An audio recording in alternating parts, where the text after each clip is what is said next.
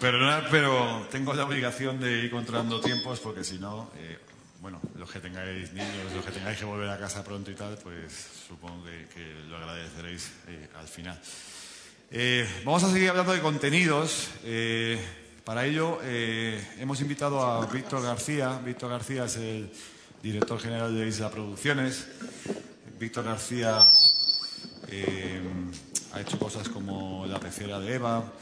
Está con el proyecto último que hicieron fue el de Frágiles. Fue uno de los creadores de la serie Siete Vidas. Alguien que conoce mucho el tema del entretenimiento y el tema de guión de entretenimiento. Nada, sin más, Víctor, vente para acá. Muchas gracias por venir.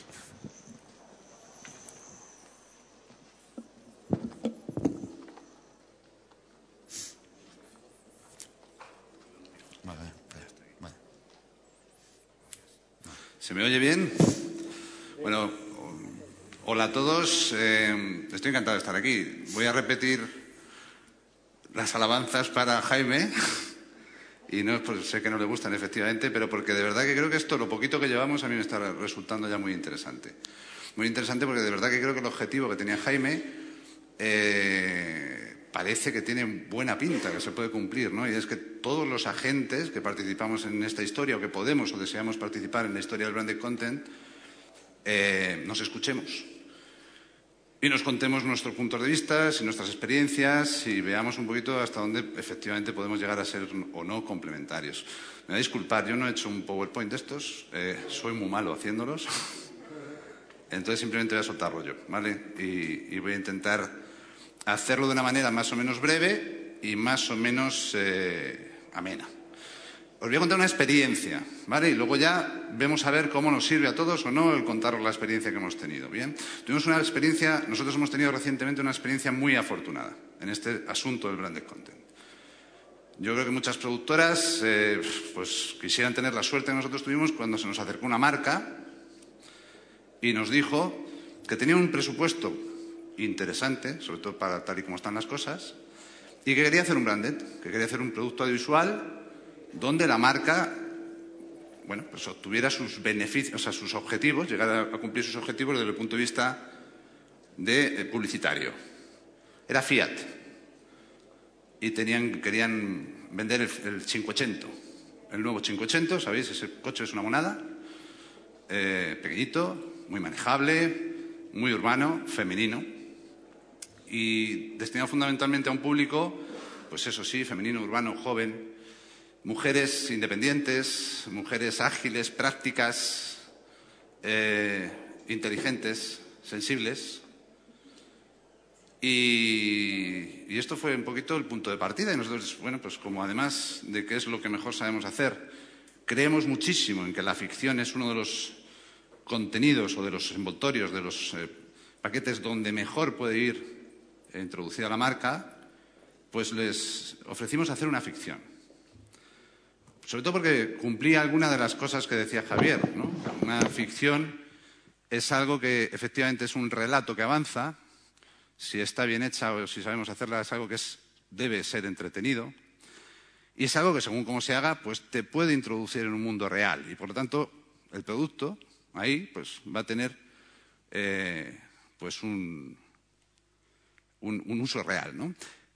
Voy a contar un par de mentiras, seguro que algunos las cazaréis enseguida, no si veis, ¿vale? Algunas son gordas, pero son muy útiles para contar la historia que quiero contaros. Bueno, pensábamos en el 500 y decíamos, bueno, ¿en qué es más importante, el coche o quién lo usa? ¿Qué es lo que quiere ver el usuario, el que quiere comprarse un coche? Lucir mucho el coche, ver lo que bonito es, qué mono es, que sí, también. O sobre todo identificarse o desear o que le guste la persona que lo usa, ¿no? Bueno, pues ya dábamos con la primera clave. Lo primero que teníamos que crear es un personaje que fuera el usuario del coche y que estaba destinado a ser el protagonista de nuestra ficción. Hombre, mujer. El público era femenino, el del coche, pero ¿por qué tenía que querer una mujer que el coche que ella quiera lo conduzca a una mujer? ¿No sería mucho mejor que lo condujera el hombre que a ella le gustaría tener? Entonces, pensamos que sí. Y creamos un personaje que tuviera todas esas cualidades que podíamos o que creíamos, entendíamos que podían gustarle a esa usuaria potencial del 580, ¿no? Decíamos que, lo primero, pues esto, los hombres que triunfan son los que las hacen reír, dicen, ¿no? Pues un tío simpático, un tío ingenioso, un tío ágil, un tío divertido. Tenía que ser atractivo, pero tampoco un guaperas, ¿no? Tenía que ser un tipo con capacidad para ser sexy, pero el atractivo real tenía que venir de su fondo, de lo que tenía por dentro, ¿no?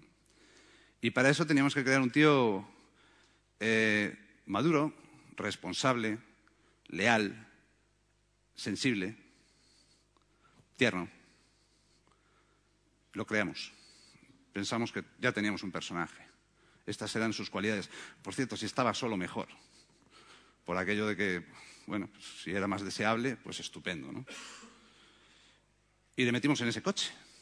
Ahora teníamos que saber qué iba a hacer. ¿A qué se dedicaba este tipo, no? Vamos a darle una profesión. Vamos a pensar a qué se dedica y esa profesión qué tiene que cumplir. Bueno, pues tenía que ser una profesión que tuviera, bueno, pues que no fuera una cosa trivial, ¿no? Superficial. Tenía que ser una profesión que hiciera algo importante, trascendente, que nos preocupara a todos. La salud sonaba bien, ¿no? A todos nos preocupa la salud, a todos nos inquieta el qué va a ser nosotros, el estar bien, el mens sano, mens sana in corpore sano. Y decíamos, bueno, pues un médico. Sonaba triste esto, ¿no? Al principio le veíamos con la bata, esto es poco sexy. Luego decíamos, bueno, un médico se mueve poco en coche, los que se mueven son los que van ahí a las urgencias domiciliarias y eso tampoco tiene mucho morbo.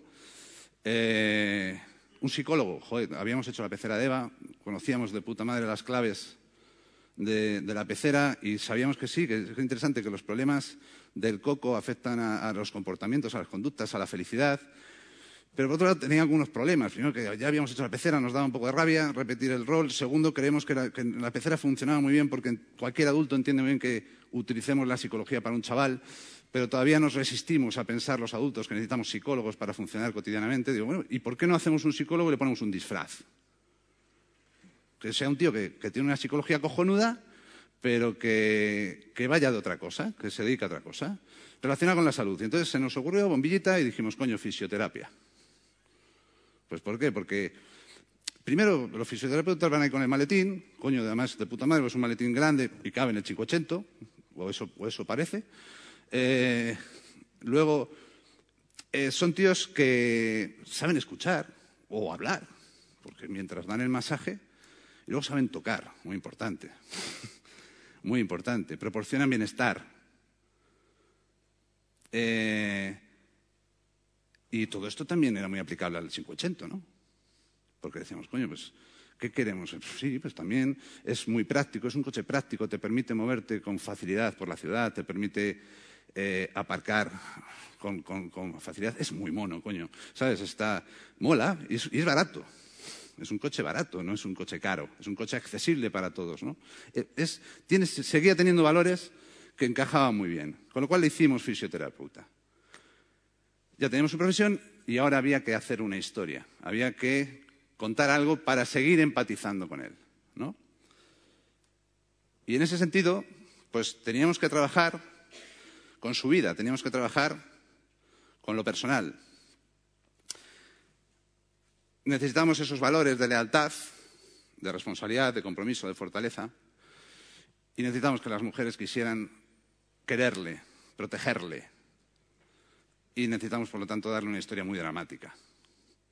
Contamos una historia, algunos supongo que la conocéis, porque si habéis visto la ficción de la que estoy hablando, pues recordaréis esta historia, y contamos una historia donde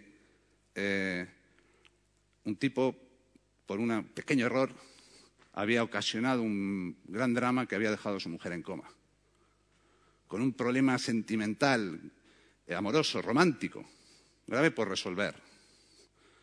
Y su lealtad le lleva a tal punto de que tiene a su mujer en coma, cuidándola a él personalmente en casa, mientras realiza su trabajo.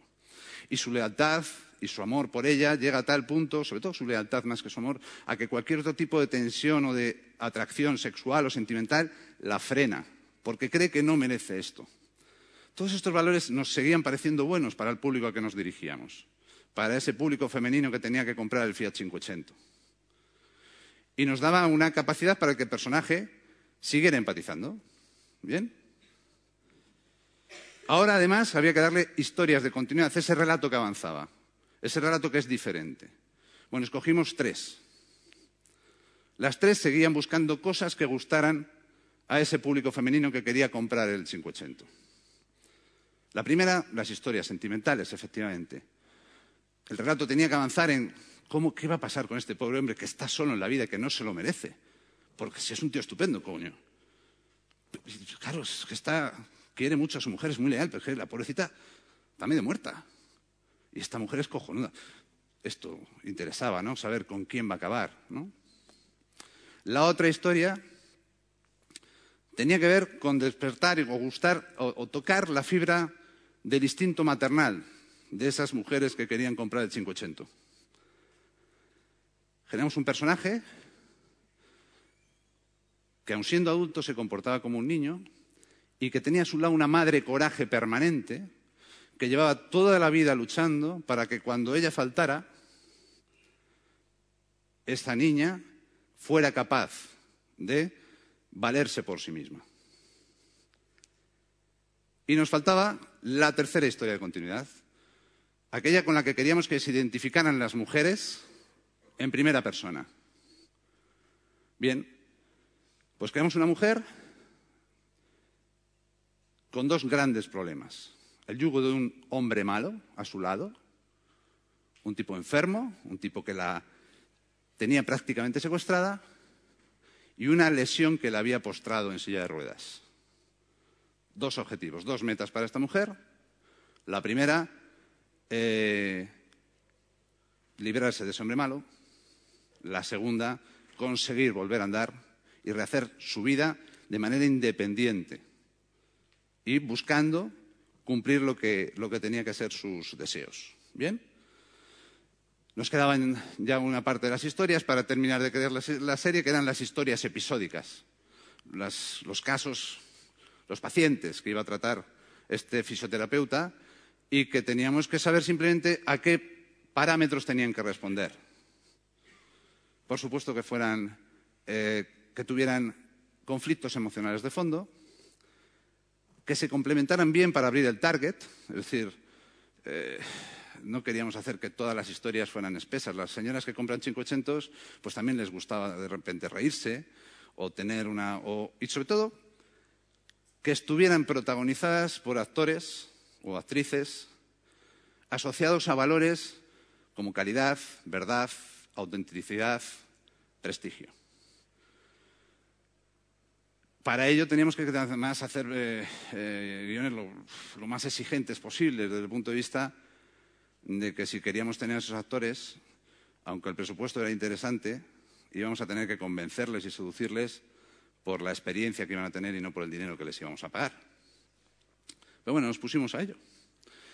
Y ya teníamos, por lo tanto, la serie. Ahora lo único que había que hacer era convertirla en una realidad e intentar encajarla en el precio, en el dinero que ponía la marca a nuestra disposición.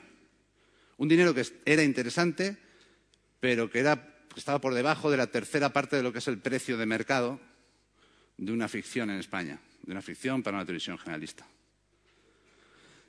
Ahí, pues nosotros hemos tenido suerte por necesidad de ir acumulando experiencia y aprender algunos trucos que vamos modificando, que vamos cambiando, que además, para los que trabajáis en la tele, compañeros míos, muchos, la mayoría de vosotros, pues lo sabemos todos y los aplicamos porque no nos queda otra, que si agrupamos decorados, que si agrupamos por personajes.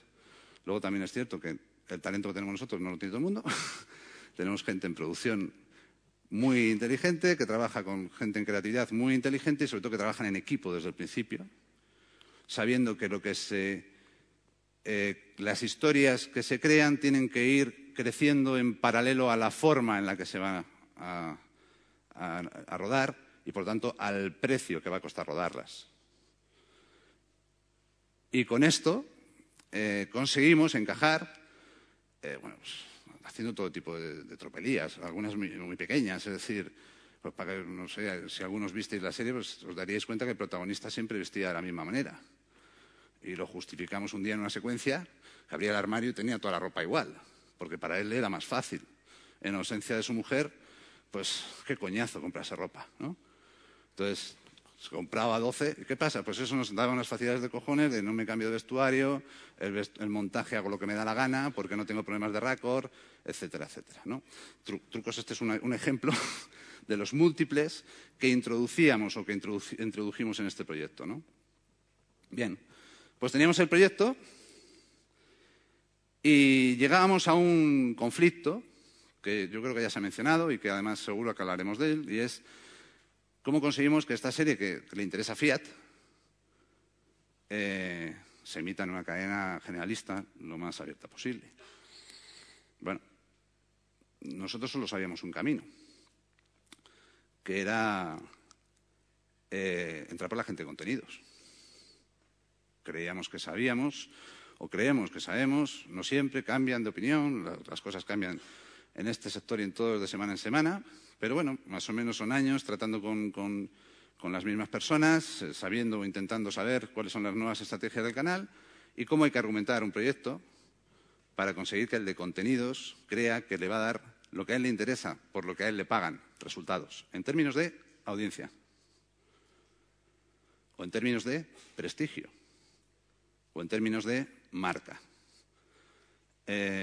Con esos términos argumentamos en la cadena y conseguimos que se interesaran en ello.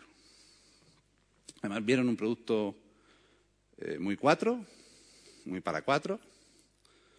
Luego, cuando la grabamos, hicimos el piloto, vieron un producto que podía ser mucho más rentable en Telecinco y la serie se emitió. Los resultados yo creo que son muy buenos. Para empezar, hemos conseguido que la cadena crea en una segunda temporada. Los resultados, hemos hablado de unas audiencias en primera emisión de en torno a los 2 millones de personas, de 8 capítulos, hemos hecho 8 horas de televisión, hemos tenido 8 horas de presencia en una cadena generalista. Las redifusiones andan en torno al 500.000 en las TDTs, en los canales pequeños. Tiene un índice de descargas muy alto, rondamos el 1.000.000 de descargas legales entre los dos portales legales de Telecinco, la web y mitele.es. Hemos tenido grandes éxitos en redes sociales, este famoso trending topic que ahora parece que pues también lo fuimos nosotros prácticamente todas las semanas de emisión. Se ha creado una comunidad en torno a Frágiles pero que muy interesante, las series Frágiles, sí. Y la mentira es, una de las mentiras gordas, es que efectivamente esto no lo ha pagado Fiat.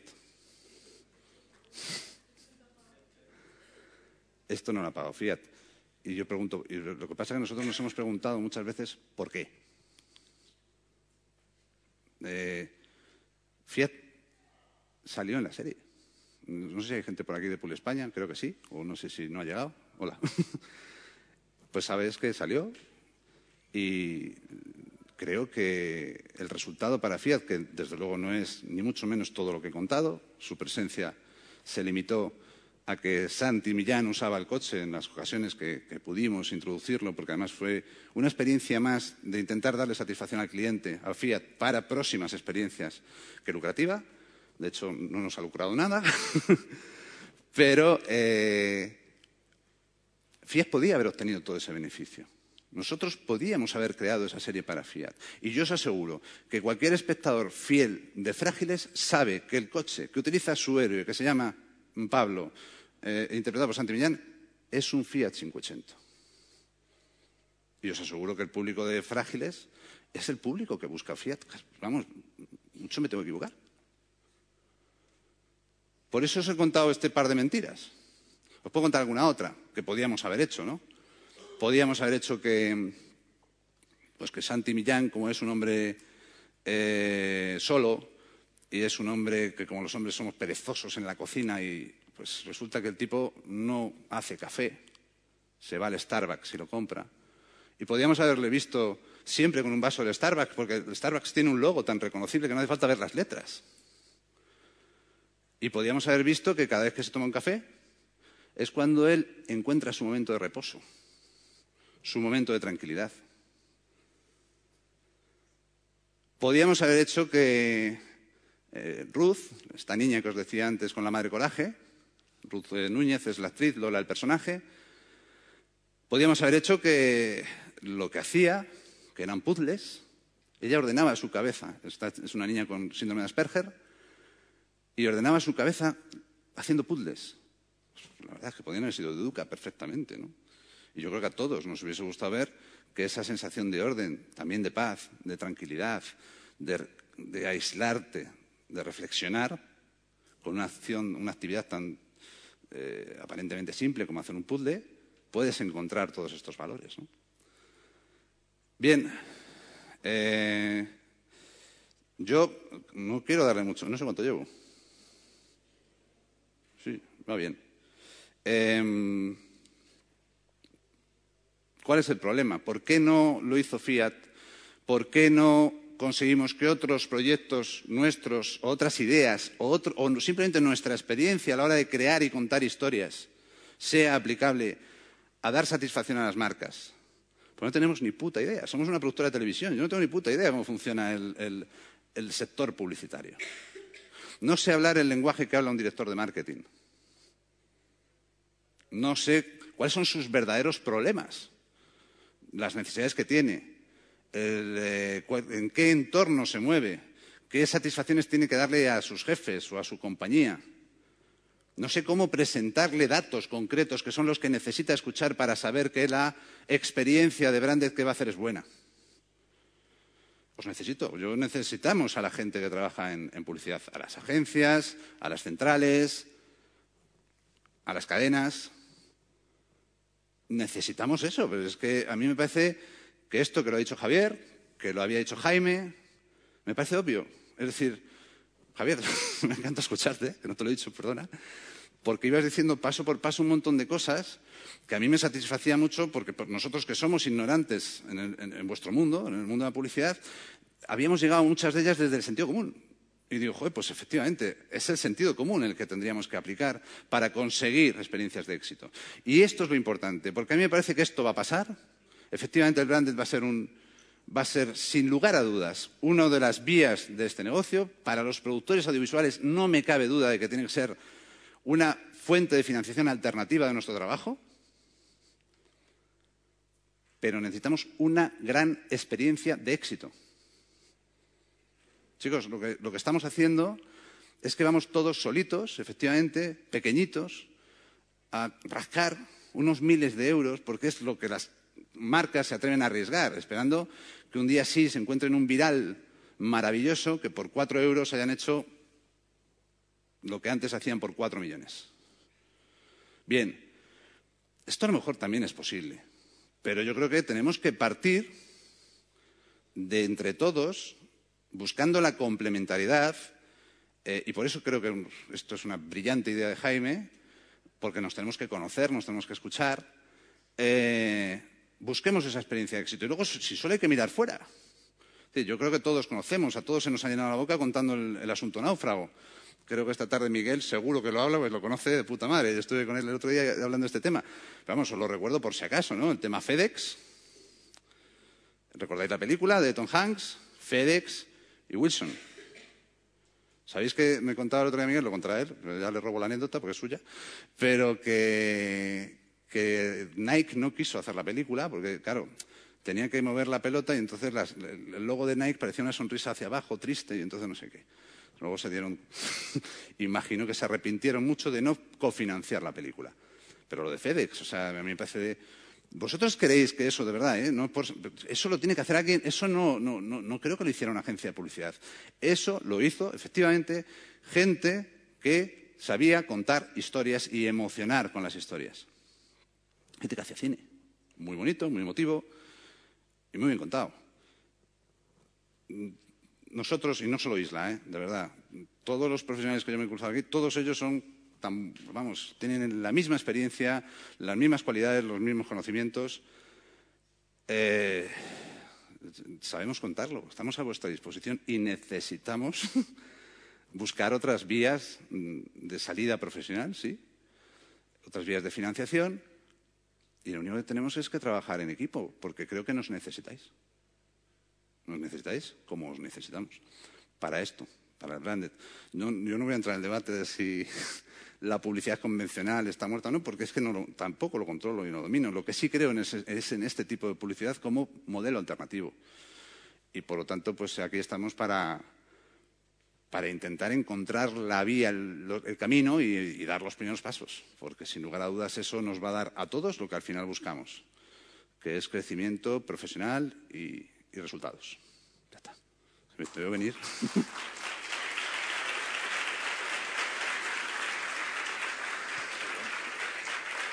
Gracias.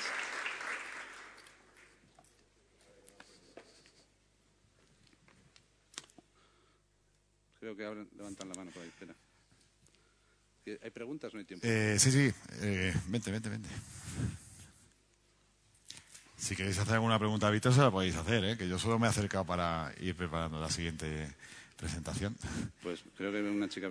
A ver, ¿alguna azafata que se acerque? Hola, ahora se me oye. Hola, Víctor, soy Beatriz, soy productora, me considero productora publicitaria, aunque realmente ahora es verdad que produzco más contenidos para marcas que otra cosa, porque es lo que te piden, aunque muchas veces ellos le llaman spot, cuando hablan en digital, sobre todo spot, viral, este mundo mágico de quiero un viral.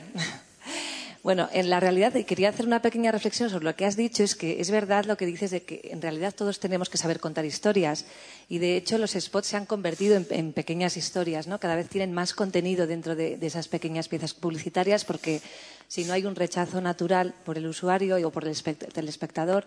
Y haceros la reflexión de que si os fijáis es cierto que muchos de los grandes directores de cine que triunfan ahora mismo, como Bayona bueno, Coixet habéis nombrado, Quique Maillo, Rodrigo Cortés, son realizadores publicitarios que saben contar historias muy cortas, que sabían contarlas en 30 segundos y que, por lo tanto, hacen muy bien algo que el cine necesitaba, que es ser comercial y convertirlo en un producto de entretenimiento y saber impactar en los primeros segundos de las películas y, sobre todo, tener y controlar una calidad de imagen y técnica y estética que siempre es importante respetar y que también tiene que ir hacia el contenido. Y bueno, esa es mi pequeña reflexión, que me ha gustado mucho tu presentación y que estoy muy de acuerdo en que realmente ninguna de las partes tiene que quedarse fuera y que creo que los equipos mixtos son los que funcionan. Probablemente tener gente experta en publicidad que sí que le preocupa mucho la marca, pero también contar con equipos de televisión que saben contratar guionistas buenos, que saben primar el entretenimiento y el contenido, la relevancia del contenido por encima de otras necesidades de marca que son muy relevantes para entretener, pero que tienen que estar ahí. Entonces, yo creo mucho en equipos muy mixtos, en los que cada uno tiene un expertise y que bueno, que realmente nadie tiene por qué quedarse fuera, sino generar esos equipos y saber combinar ese talento, esa mezcla de talento y habilidades. Mi pequeña reflexión. Absolutamente. De hecho, nosotros trabajamos no con esos nombres, pero algunos de los directores que trabajan con nosotros efectivamente también vienen de la Publi. Claro. Y efectivamente tienen un oficio absolutamente complementario con el que nosotros le damos, los más antiguos de esto, que venimos del guión, de construir historias, de trabajar muy a medida de targets, porque en la tele es que siempre lo hemos hecho. Es que en la tele trabajamos muy a medida de targets, según el canal, según la hora de emisión, según el presupuesto. Todas estas cosas lo hemos hecho toda la vida. Ahora nos obligas a hacerlo de una manera mucho más estricta, más segmentada, etcétera, ¿no? Pero sí, 100% de acuerdo. Sí, sobre todo también que creo que tenemos que tener todos una capacidad de escuchar y de aprender constantemente de otros equipos, ¿no? Porque, no sé, por ejemplo, los grandes olvidados son los cortometrajistas, que son los chavales que ahora empiezan y que hacen historias maravillosas. Yo cuando produje un corto hace 3 años, la verdad me sorprendí muchísimo, ¿no? De ver la gente que empieza, que sabe contar historias, que funcionan muy bien y claro, nadie los contrata porque en publicidad, como no tengas una bobina espectacular y hayas hecho gran consumo o hayas hecho belleza o hayas hecho... No, yo ahora hace poco he contratado unos cortometrajistas que han ganado un Goya y que han estado nominados un montón de veces y que son buenísimos y que no conseguían trabajar en lo que ellos llamaban publi, ¿no? Les pasaba un poco como tú dices, yo no conozco este mundo de la publicidad. Y la verdad es que es la primera vez que han trabajado con una marca y ha sido un éxito. La marca ha quedado súper contenta. Pero también porque había un productor publicitario que les decía un poco, les guiaba, ¿no? De no olvides esto, no olvides lo otro, en lo que vas a contar. O sea, yo creo que los equipos mixtos son un poco la clave. Bueno, nada más. Gracias. Gracias. Hola, Víctor. Hola. No sé si me oye. Yo te estaba oyendo y la verdad se me estaba poniendo los pelos de punta de la emoción. Porque parece que estaba en una reunión de agencia. Era un creativo vendiéndome una historia. Esto es lo que yo en agencia he visto toda la vida. Era lo más emocionante de la agencia. Luego hacer el folleto, no, claro, pero esto era lo más emocionante. Esto es lo que hemos hecho toda la vida con nuestros clientes. Es decir, contarles historias. Que pagaran para que se contaran historias. Yo creo que el branded content va de cómo una marca puede pagar la producción de contar muchas historias, pero tiene que integrarse y contar la suya propia. Claro. Yo creo que ahí es donde está yo creo que está el reto para todos. ¿Por qué? Porque las marcas están acostumbradas a hacerlo una vez al año, 2 veces al año, se hacen un par de spots, se hacen un evento. ¿Y ahora qué les vamos a pedir? Que lo hagan de manera constante. Entonces, bueno, yo creo que este paso que es muy importante y que se llama estrategia, hay marcas que lo están haciendo ya en España, pero todavía quedan muchísimas para hacerlo. Y bueno, encantado de oírte y encantado de que del otro lado que estamos es de acuerdo. Lo que hay es que contar historias que, bueno, pues que te pongan la piel de gallina. Hay una cosa, sí, ahora que lo acabas de decir, yo creo que esto es algo que tendremos que hablar. A mí me gustaría saber opiniones de mucha gente, tipo pues, la que acabas de dar. Y tiene que ver con que las marcas, efectivamente, lo decía antes Javier, también me parece, se conviertan en productores o en coproductores, ¿no? Esto también yo creo que tiene una ventaja obvia y hacia este mundo online que efectivamente está frenando simplemente esto que llamamos crisis, ¿no? Cada vez es más obvio, es decir, la permanencia del producto cuando tú eres productor y los retornos son obvios, ¿no? Están ahí, es decir, se paga por consumir ficción. Es decir, mi tele no solamente son ingresos, sé que todavía apenas significativos, son casi simbólicos, supongo, pero evidente, pero ya hay unos ingresitos, ya hay un pay-per-view, ahí se introducen otros spots, o como os decía, cómo se puede hacer. Las marcas, yo he estado con marcas, me dicen, no, a mí, mientras mi mensaje quede claro y todo lo que a mí me importa vaya en torno a lo que a mí me importa, a mí no me importa que luego este tío tome café. ¿Sabes? No tengo ningún problema en que este tío tome café, con lo cual ahí tienes otra participación, otro retorno, etcétera, etcétera. Y yo creo que esa dinámica de inversión, de invertir de manera diferente, no a fondo perdido, sino en algo que queda y que tiene profundidad en el tiempo y en las ventanas, pues yo creo que esa dinámica es algo que tenemos que conseguir que las marcas entiendan. Y es que es eso, el lenguaje que hay que hablar a la marca, yo no conozco.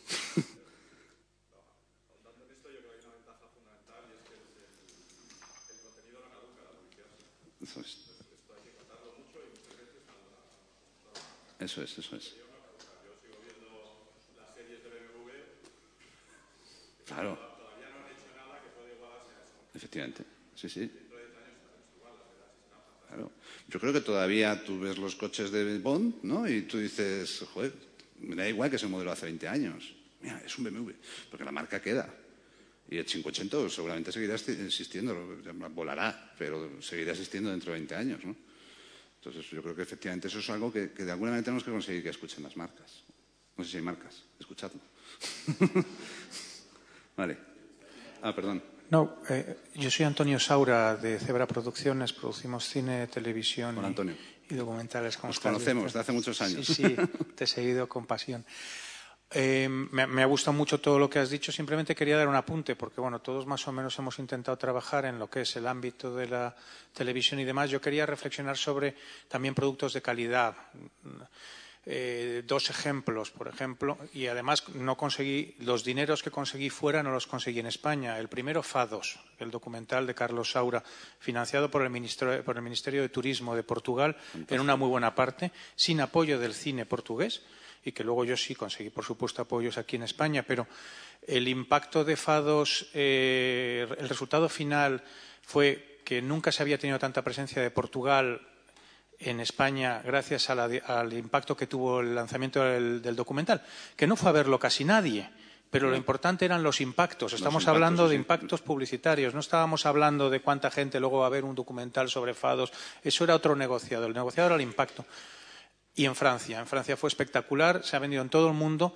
Y alrededor de un documental que nace desde una idea evidentemente creativa, pero que se combina con una idea promocional, de repente te das cuenta que has ayudado a la promoción de un país, de una música que gracias a ese documental ha conseguido un patrocinio de la UNESCO, que ahora le acaban de dar al director el premio Hispanoluso, la colaboración español-portuguesa, que va a volver a hablarse de ello y que tiene una vida de catálogo espectacular. Es decir, que todavía sigue vivo y va a seguir vivo en todas las reposiciones, con lo cual vas teniendo impactos publicitarios continuamente alrededor de un documental de llamada calidad, llamémoslo. Y otro ejemplo nuestro, que tampoco conseguí que me financiaran hasta mucho más tarde, cuando ya estaba terminado en España, y en cambio encontré un apoyo espectacular en Noruega, es un documental que hice, se llama El pollo, el pez y el cangrejo real. La palabra cangrejo real es un producto alimenticio noruego. Bueno, pues gracias a la presencia de este documental en el Festival de Berlín, tuvo más impactos de noticia y de nombre, el king crab en inglés y cangrejo real en español, de todo lo que habían conseguido con todas sus campañas de pago. Y les había salido por nada, porque pusieron muy poquito dinero, desgraciadamente. Luego me di cuenta de lo que les podía haber sacado.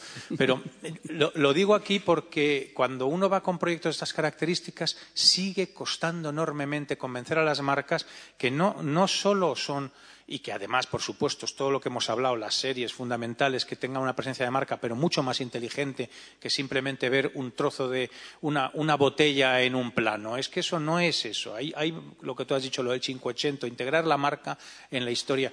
Pero es que además hay otro tipo de productos. Bueno, desde luego que un tío se salte desde 35.000 metros, no sé cuánto, que se ha metido el Baumgarten de altura, etcétera, etcétera. Pero que hay otros métodos también en la calidad, que asocias marca con calidad y tiene una duración larguísima el impacto de la marca. Y cuesta, no hay manera de conseguirlo que se entienda. Y bueno, yo pongo dos ejemplos porque los he hecho y han tenido muy buenos resultados. Tiene que costar menos a partir de hoy, ¿no? Yo creo, a ver si entre todos de verdad, pues oye, entendamos que aquí seguro que somos muchos los que somos complementarios. O sea que, ojalá. Gracias. Muchas gracias, Víctor. Gracias.